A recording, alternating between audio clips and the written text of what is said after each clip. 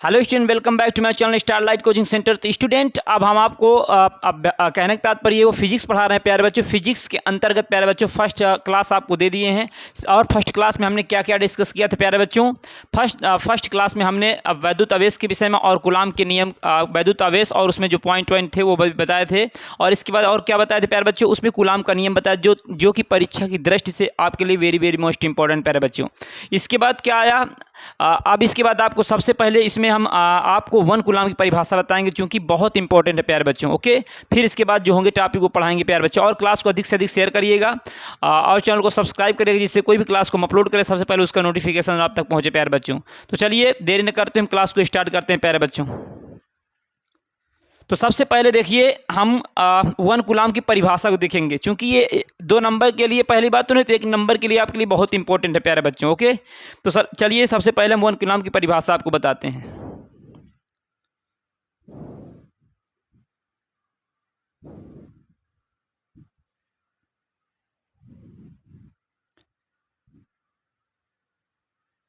One coulomb की परिभाषा।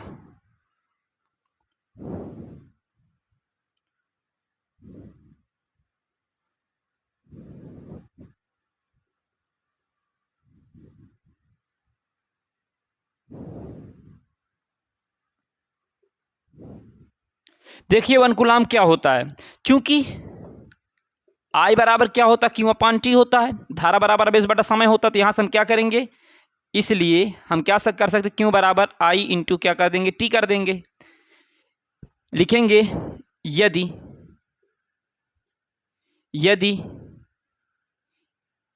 यदि आई बराबर 1 एम्पियर कामा टी बराबर क्या हो 1 सेकेंड, तो और यदि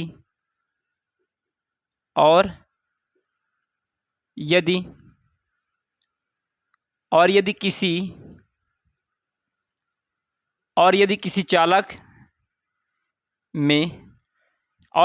चालक में 1 एम्पियर की धारा, 1 एम्पियर की धारा 1 सेकेंड तक प्रवाहित की जाए, 1 सेकेंड तक प्रवाहित की जाए, 1 सेकेंड तक प्रवाहित की जाए, तो उसे वन कूलाम कहते हैं। वन कूलाम कहते हैं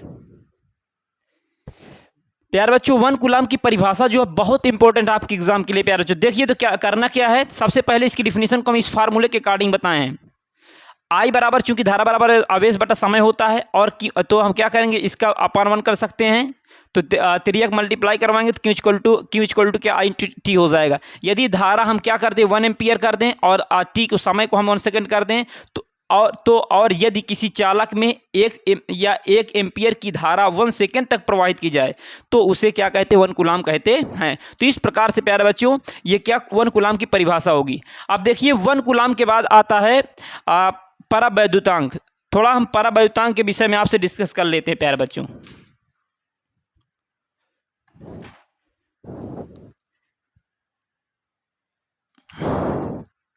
परावैद्युतांक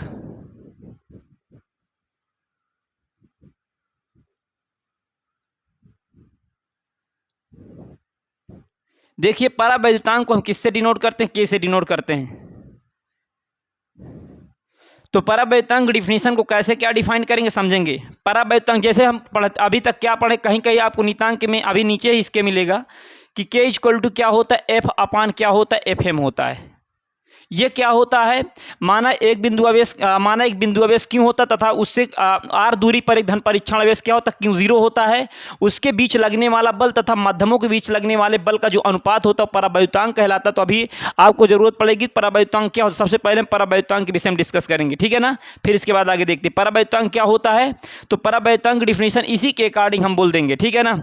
ऐसा करिए आप सब, चलिए अच्छा हो जाएगा, एडजस्ट हो जाएगा। परावैद्युतांक क्या होता है तो लिखेंगे, देखिए हम इसके अनुसार लिख रहे हैं। माना कहने का तात्पर्य एक हमारा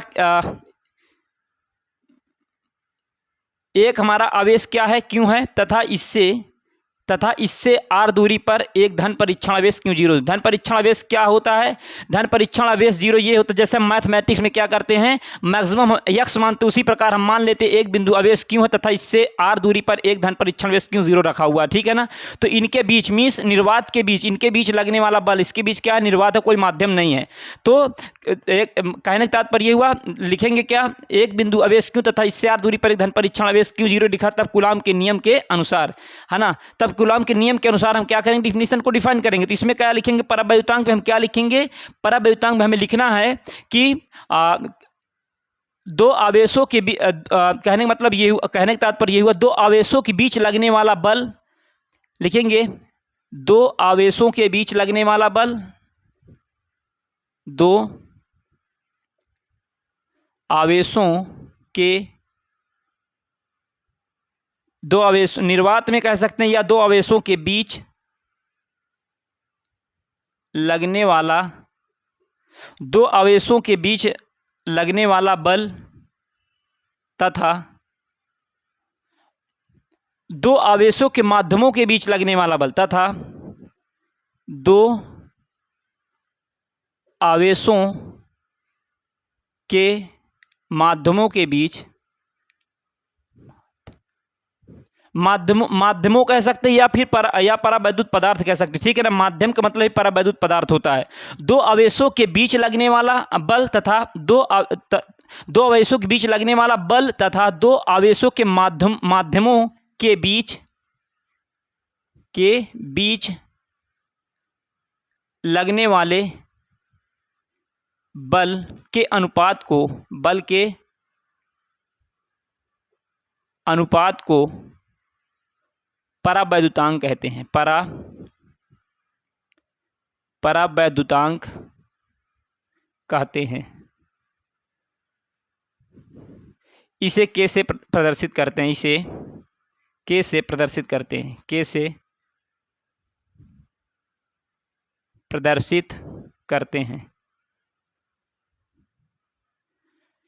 परावैद्युतांक क्या होता है, लिखेंगे दो आवेशों के बीच लगने वाला बल तथा दो आवेशों के माध्यमों के बीच लगने वाले बल के अनुपात को क्या कहते हैं, परावैद्युतांक कहते हैं। तो ये हमारी के की परिभाषा मीन्स परावैद्युतांक की परिभाषा होती है, ठीक है ना। एक परिभाषा और भी होती है, क्या होती है वो होती है कहने का तात्पर्य ये हुआ कि कहने का तात्पर्य ये हुआ कि उसके अनुसार हमें डिफिनीशन कैसे डिफाइन करेंगे। तो एप्सिलॉन बराबर एप्सिलॉन नॉट इनटू के होता है। तो इसमें क्या कहेंगे, माध्यमों की वैद्युशीलता और निर्वात में वैद्युशीलता के अनुपात को क्या कहते हैं, परावैद्युतांक कहते हैं। इसके जस्ट आगे अभी आपको बताते हैं। देखिए तो परावैद्युतांक क्या, मैं आशा करता हूं क्लियर हुआ होगा। अब देखिए इसमें एक फार्मूला निकल कर आता है। क्या फार्मूला है, के इक्वल टू, चलिए यहां पर देख लीजिए,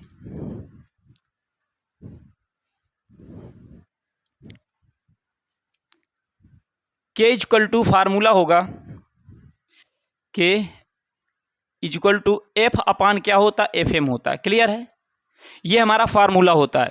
अब ये कैसे निकल कर आता है, तो आप ये क्या करिएगा, इस डिफिनीशन को लिख लीजिएगा और मैं इसे प्रूव करके दिखाता हूँ। ये परावैद्युतांक हो गया और इसका क्या फार्मूला होता है, ठीक है ना। अभी कैसे निकल कर आया आपको बताता हूँ।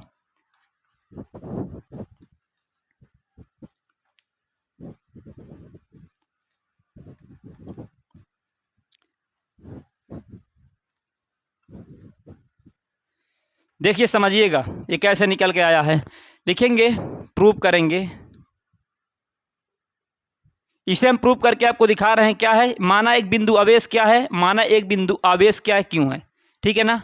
माना एक बिंदु आवेश क्यों है, इससे आर दूरी पर एक धन परीक्षण आवेश क्यों 0 रखा हुआ है, आर दूरी पर, ठीक है ना, आर दूरी पर। तब इनके बीच लगने वाला बल क्या होता है, एफ बराबर क्या होता है, एफ बराबर 1/4 पाई एप्सिलॉन नॉट इंटू क्यों, और क्यों एक आवेश ये है, दूसरा आवेश धन परीक्षण आवेश क्यों 0, ठीक है ना। इस और बटा क्या हो जाएगा, आर स्क्वायर, यही तो होता है 1/4 pi epsilon into Q1 into q not बटा क्या हो जाएगा, आर स्क्वायर। देखिए इसे Q0 पढ़ो जाएगा, Q नॉट पढ़ो। क्लियर है, तो ये हमारा किसके अनुसार, कूलाम के अनुसार आया। किसके अनुसार, कूलाम के अनुसार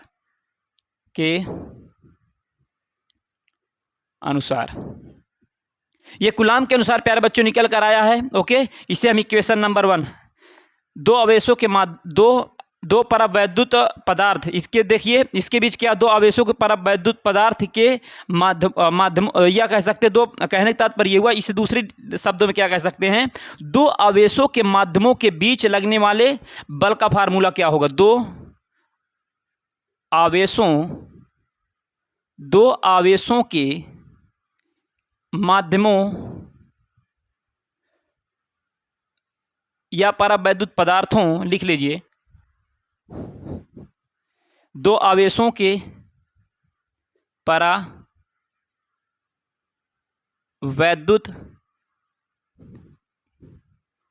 पदार्थों के बीच लगने वाला बल क्या बल होगा। F इक्वल टू क्या हो जाएगा, 1/4 के एप्सिलॉन नॉट इंटू क्यू, और क्यू नॉट बटा क्या हो जाएगा, R स्क्वायर। ये हमारा इक्वेशन नंबर 2 हो जाएगा। देखिए यहाँ पर क्यों के आ गया, क्यों यहाँ पर के क्यों आया, तो बताया गया ना कि इसके बीच क्या कोई परावैद्युत पदार्थ रख दिया गया, ठीक है ना। परावैद्युत पदार्थ क्या, एक निर्वात में होता है, और दूसरा क्या होता है, कह सकते हैं परावैद्युत पदार्थ का होता है परावैद्युतांक, और तीसरा कि हमारा क्या परावैद्युतांक होता है ना। अभी डिफिनेशन को आप डिफाइन करके आपको दिखाए हैं। इसके बाद और क्या होता है, और धातु का परावैद्युतांक होता है, ठीक। अभी तीनों पॉइंट हमको लिखे दे रहे हैं। तो इस प्रकार से दो आवेशों के परावैद्युत पदार्थों के बीच लगने वाला बल जो होता है F इक्वल टू 1/4 के epsilon not into Q1 into q not बटा R स्क्वायर होता है। ये के यहाँ पर क्यों आया, फिर समझ लीजिए। इनके बीच कोई परावैद्युत पदार्थ मीन्स कोई यहाँ पर क्या माध्यम रखा हुआ है। माध्यम में कांच हो सकता, मोम हो सकती, इस प्रकार के होते हैं, ठीक है ना। तो इसलिए यहाँ पर क्या आया, तो क्या करेंगे, कहने का तात्पर्य हुआ, तो ये माध्यमों में है, तो यहाँ पर हम क्या m लगा देंगे, ठीक है।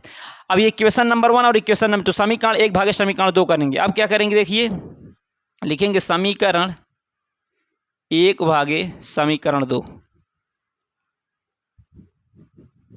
क्लियर है। तो देखिए समीकरण 1 का भाग 2 में करवाएं तो ये F अपान क्या हो जाएगा, F अपान FM हो जाएगा, क्लियर। F अपान क्या हो जाएगा, FM हो जाएगा। F अपान क्या हो जाएगा, FM बराबर। अब ये वाला ऊपर पार्ट रहेगा, क्या रहेगा, 1/4 epsilon not into q not बटा 1/4 के एप्सिलॉन नॉट, यहाँ पर R स्क्वायर होगा, क्यू नॉट बटा क्या हो जाएगा, R स्क्वायर, क्लियर है। अब देखिए R स्क्वायर से R स्क्वायर कट जाएगा, इससे ये कट जाएगा, ठीक है। इसके बाद आपको यहाँ पर क्या बचेगा, यहाँ पर बचा क्या, F अपान FM, दिख रहा होगा प्यारे बच्चों, आई होप, मैं आशा करता हूँ। अब इसके बाद देखिए इसमें क्या होगा, ये 1/4 एप्सिलॉन नॉट 1/4 एप्सिलॉन नॉट चला जाएगा, तो बचेगा क्या, फिर 1/1 एप्सिलॉन नॉट, तो ऊपर जाएगा तो क्या हो जाएगा, एप्सिलॉन नॉट हो जाएगा, क्लियर है। Sorry, epsilon 1/4 epsilon not 1/4 epsilon not क्या बर्बाद हो गया, कट गया, बचा क्या, के 1/k है, तो ये ऊपर जाएगा तो क्या हो जाएगा, के हो जाएगा। इस प्रकार से ये हमारा फार्मूला निकल कर आया। तो इसे हम क्या लिख सकते हैं, के इक्वल टू F अपान क्या लिख सकते हैं, FM हो सकते हैं, लिखेंगे हेंस प्रूफ। इस प्रकार से प्यारे बच्चों ये फार्मूला निकल कर आता है। तो आई होप, मैं आशा करता हूँ प्यारे बच्चों अच्छी तरह से आपको समझ में आया होगा। ये कूलाम के नियम के अनुसार बताया गया, F equal to 1/4 epsilon into q naught upon R square होता है इक्वेशन नंबर 1। दो आवेशों के परावैद्युत पदार्थों के बीच लगने वाला बल या माध्यमों के बीच लगने वाला बल ये होता है। अब देखिए अब यहाँ पर ये पॉइंट हमारे देखिए छूटे जा रहे हैं, आपको ये पॉइंट पहले लिखवा देते हैं। पॉइंट क्या है, निर्वात के लिए परावैद्युतांक, निर्वात या वायु के लिए, निर्वात या वायु के लिए परावैद्युतांक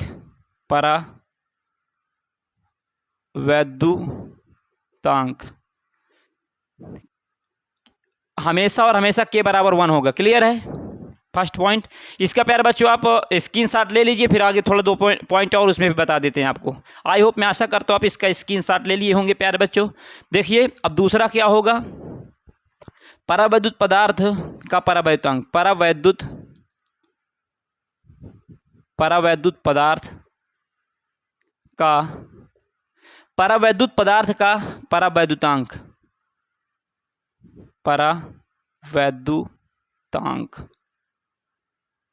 तो इसका परावैद्युतांक जो होता है इसका 1 से क्या होता है, अधिक होता है, ठीक है ना। परावैद्युतांक कुछ भी हो सकता है, कांच का जैसे हो तो कांच का क्या होता है कांच का परावैद्युतांक क्या होता, कुछ होता होगा, ठीक है ना। कहने का तात्पर्य ये हुआ परावैद्युत पदार्थ का परावैद्युतांक होता है, उसी प्रकार कांच के लिए कुछ निकल के आएगा, मोम के लिए कुछ निकल कर आएगा, ठीक है ना। अब यहाँ पर क्या होगा, अब हम यहाँ पर निकाल धातु का परावैद्युतांक, धातु का परावैद्युतांक धातु का परावैद्युतांक क्या होता, K इक्वल टू हमेशा और हमेशा इनफाइनाइट रखना, अनंत होता है। तो ये प्यारे बच्चों क्या था, हम पर आपने आप इसमें हमने आपको क्या क्या बताया, 1 कूलम की डिफिनीशन को डिफाइन किया, इसके बाद हमने क्या परावैद्युतांक की डिफिनीशन बताई, परावैद्युतांक का फार्मूला बताया आपको, K इक्वल टू F/m होता है, याद रखिएगा। कहीं पर बल दिया रहेगा और क्या करेगा, या दो आवेशों के बीच क्या माध्यमों का बल दिया रहेगा और उसे और परावैद्युतांक दे दिया जाएगा, पूछेगा अब बल पूछेगा तो इस फार्मूले से निकालेंगे। Okay, K equal to F/m very most important formula है, कंठस्थ रखिएगा, अभी जब न्यूमेरिकल करवाएंगे जरूरत पड़ेगी प्यारे बच्चों के। तो इस प्रकार से ये हमारा तो परावैद्युतांक का प्रूविंग ये दी हुई थी, प्रूव कर दिए। इसके बाद हम ये थोड़ा कुछ कंसेप्ट थे इसमें परावैद्युतांक के लिए, वो भी आपको बता दिए प्यारे बच्चों। तो आई होप, मैं आशा करता हूँ आपको अच्छी तरह से ये सब बातें समझ में आई होंगी। फिजिक्स आपको प्यारे बच्चों थोड़ा भी हार्ड नहीं लगने देंगे, एकदम आसान शब्दों में पढ़ाएंगे, सिर्फ और सिर्फ आप कंटिन्यू क्लास करिएगा। जितना इस चैप्टर में आपको पढ़ा दे रहे हैं, इसके अलावा आपके एग्जाम में कुछ नहीं आएगा। यदि आपको बिलीव नहीं है, पूरा चैप्टर खत्म कर दो, इसके बाद आप जाकर अंसाल देख लीजिए, क्वेश्चन बैंक अंसाल देख लीजिएगा, उसमें भी कैसे क्या क्वेश्चन आते हैं, क्वेश्चन बैंक देख लीजिएगा, किताब देख लीजिएगा। इसके अलावा यदि आपको कोई क्वेश्चन मिले कि सर इसे नहीं पढ़ाएं, आप कमेंट बॉक्स में कमेंट करिएगा। ओके, जो एग्जाम में आता सिर्फ उसे ही पढ़ा रहा हूं प्यारे बच्चों। इसके बाद इसके टॉपिक हमारी क्या है, अब आता वैद्युत क्षेत्र आता, क्या आता है, वैद्युत क्षेत्र। वैद्युत क्षेत्र, सबसे पहले वैद्युत क्षेत्र को इंग्लिश में क्या कहते हैं, इलेक्ट्रिक फील्ड। कहने का तात्पर्य हुआ, how will define definition of electric field, या what do you understand electric field, या व्हाट इज इलेक्ट्रिक फील्ड। इन सभी का मकसद ये होता है कि आप वैद्युत क्षेत्र से आप क्या समझते हैं, वैद्युत क्षेत्र किसे कहते हैं। तो देखिए कैसे क्या डेफिनेशन को बताएंगे। कहने का तात्पर्य हुआ कि वैद्युत क्षेत्र को हम कैसे क्या कहने का तात्पर्य हुआ, साधारण भाषा में पहले समझे, इसके बाद फिर डिफिनेशन को लिखवा रहे हैं। वैद्युत क्षेत्र क्या होता है, तो कहेंगे आवेश के चारों ओर का वह क्षेत्र, आवेश के चारों ओर का वह क्षेत्र। अब जैसे ये आवेश है, इसके हम मान लेते हैं चारों ओर का क्षेत्र क्या है, ये सब क्या है, इसके चारों ओर का क्षेत्र है। आवेश के चारों ओर का वह क्षेत्र जिस पर कोई अन्य आवेश आकर्षण या प्रतिकर्षण का क्या करे, अनुभव करे, तो उसे वैद्युत क्षेत्र कहेंगे। अब याद रखिएगा, यदि हमारा धन आवेश होगा, कहने का तात्पर्य डिफिनीशन क्या होती है, डिफिनीशन पहले समझ लीजिए इसके, फिर इसके बाद राइट करवाता हूं। आवेश के, या आवेश हमारा मान लीजिए आवेश के चारों ओर का वह क्षेत्र जिसमें कोई अन्य आवेश आए और वो आकर्षण या प्रतिकर्षण का अनुभव करे, रिपल्सन अट्रैक्शन का अनुभव करे। अब रिपल्सन का अनुभव कब करेगा, अट्रैक्शन का कब अनुभव करे, मीन्स आकर्षण कब अनुभव करेगा, प्रतिकर्षण का अनुभव कब करेगा। यदि ये धन आवेश होगा, इधर से कोई धन आवेश आएगा तो क्या करेगा, जब इधर से कोई धन आवेश आएगा तो प्रतिकर्षण का मीन्स धन क्या करेंगे, प्रतिकर्षित कर देंगे। ओके, तो आने नहीं देगा, आने का अनुभव करेगा लेकिन ये क्या करेगा, आने नहीं देगा। इसके बाद क्या होगा, इसके बाद देखिए, ये हमारा मान लीजिए यदि हमारा ये ऋण आवेश होता, क्या होता, ऋण आवेश होता, ऋण आवेश के चारों के क्षेत्र हो जाता, इस पर कोई उधर से क्या आता, कोई धन आवेश आता, तो ये क्या करता, उसे अट्रैक्ट करता, मीन्स आकर्षित करता, मीन्स आकर्षण करता। क्लियर है। तो इस प्रकार से अब डिफिनीशन को हम कैसे लिखेंगे, आपको डिफिनीशन देखिए 2 प्रकार से लिखा सकते हैं। पहली डिफिनीशन तो हमारी ये होगी, किसी आवेश के चारों ओर का वह क्षेत्र जिस पर कोई अन्य आवेश आकर्षण प्रतिकर्षण का अनुभव करे, उसे वैद्युत क्षेत्र कहते हैं। सबसे पहले इसे लिख लीजिए, ठीक है ना। तो क्या लिखेंगे, किसी आवेश के चारों ओर का वह क्षेत्र। बिल्कुल फिजिक्स आपको रटने नहीं देंगे, एकदम कंसेप्ट पूरा क्लियर करके आपके सिखाएंगे। यदि आपको रटा देंगे प्यारे बच्चों तो आप न्यूमेरिकल नहीं कर पाएंगे ना, डेरिवेशन नहीं कर पाएंगे। तो इसलिए आप रटने की कोशिश नहीं करिएगा, समझिए कोशिश करिएगा। पहले किसी आवेश, कोई आवेश हो सकता है, 2 ही आवेश, या तो धन आवेश या तो ऋण आवेश, बस किसी आवेश के चारों ओर का वह क्षेत्र, किसी आवेश के चारों ओर का वह क्षेत्र, किसी आवेश के चारों ओर का वह क्षेत्र जिसमें कोई अन्य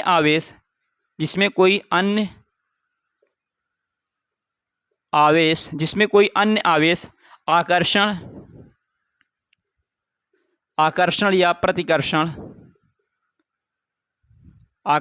प्रतिकर्षण का अनुभव करे, क्या करे, अनुभव करे, तो उसे वैद्युत क्षेत्र कहते हैं, तो उसे वैद्युत क्षेत्र कहते हैं, क्षेत्र कहते हैं। ओके, तो इस प्रकार से प्यारे बच्चों इसे दिखाना चाहते तो आप इस प्रकार से बना लेना, याद रहेगा। ये हमारा कोई, मान लीजिए कोई आवेश, आवेश के चारों का यह क्या कोई क्षेत्र है, इस पर कोई अन्य आवेश आएगा, यदि आकर्षण या प्रतिकर्षण का अनुभव करे, आकर्षण का करेगा, प्रतिकर्षण करेगा, आपको बता दिया गया। यदि यहाँ पर ऋण आवेश का क्षेत्र होगा, कोई धन आवेश आएगा तो आकर्षण करेगा। यदि आपको बताया गया समान प्रकार के जो आवेश होते हैं एक दूसरे को क्या करते हैं, प्रतिकर्षित करते हैं, और जो विपरीत प्रकार के जो आवेश होते हैं एक दूसरे को क्या करते हैं, आकर्षित करते हैं। ठीक है ना। तो उसी प्रकार ये है कि आवेश के चारों का वह क्षेत्र जिसमें स्थित कोई अन्य आवेश आकर्षण या प्रतिकर्षण का अनुभव करे, तो उसे क्या कहते हैं, वैद्युत क्षेत्र कहते हैं। आई होप, मैं आशा करता हूं प्यारे बच्चों कि आपको अच्छी तरह समझ में आया होगा। वैद्युत क्षेत्र हो गया। अब इसमें देखिए दूसरा पॉइंट क्या बनता है, वैद्युत क्षेत्र की तीव्रता बनता है। ठीक है ना। तो अब वैद्युत क्षेत्र की तीव्रता हम आपको बताएंगे कि वैद्युत क्षेत्र की तीव्रता क्या होती है।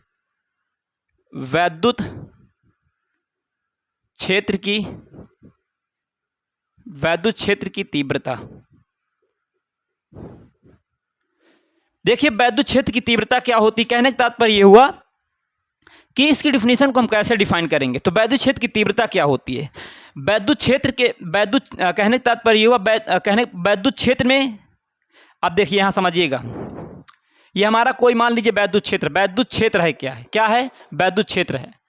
वैद्युत क्षेत्र में कोई धन परीक्षण आवेश क्यों जीरो रखा हुआ है। सर ये धन परीक्षण आवेश क्यों जीरो बार बार क्यों रख देते। प्यारे बच्चों हम क्या करते हैं, इसे यहाँ ये मान लेते हैं। ठीक है ना, मान लेते हैं कोई वैद्युत क्षेत्र है। वैद्युत क्षेत्र वही होगा जिसमें क्या होगा, आवेश होगा। यदि आवेश नहीं तो वैद्युत क्षेत्र कहाँ से, है ना। तो इसीलिए हम इसमें क्या करते हैं प्यारे बच्चों, तो ये हमारा वैद्युत क्षेत्र में मान लेते, कहने का तात्पर्य वैद्युत क्षेत्र में एक धन परीक्षण आवेश क्यों जीरो रखा है। ओके, क्यों जीरो रखा हुआ है, तो कहेंगे क्या, वैद्युत क्षेत्र में धन परीक्षण आवेश क्यों जीरो के बीच लगने वाला बल, कहने का तात्पर्य यही हुआ। देखिए फार्मूला क्या होता है, E = क्या होता है, F अपान क्या होता है, F अपान क्या होता है, Q0 होता है। तो कैसे डिफिनीशन को बताएंगे, वैद्युत क्षेत्र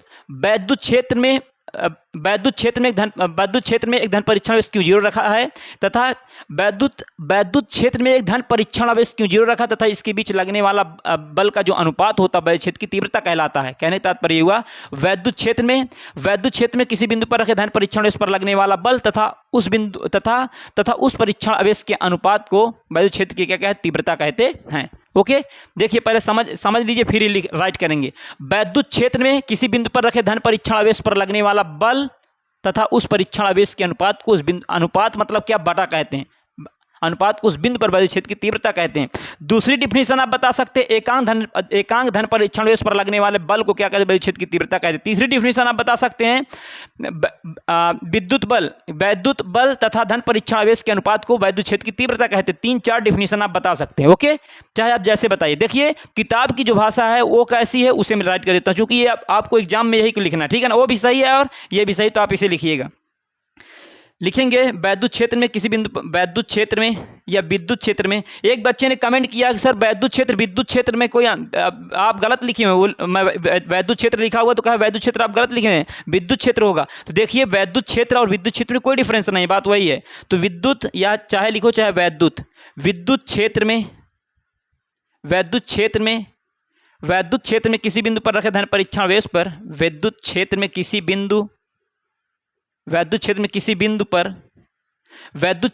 बिंदु पर रखे धन परीक्षण आवेश, इसे क्या कहते हैं, धन परीक्षण आवेश। चलिए पहले हिंदी में लिख देते हैं, धन परीक्षण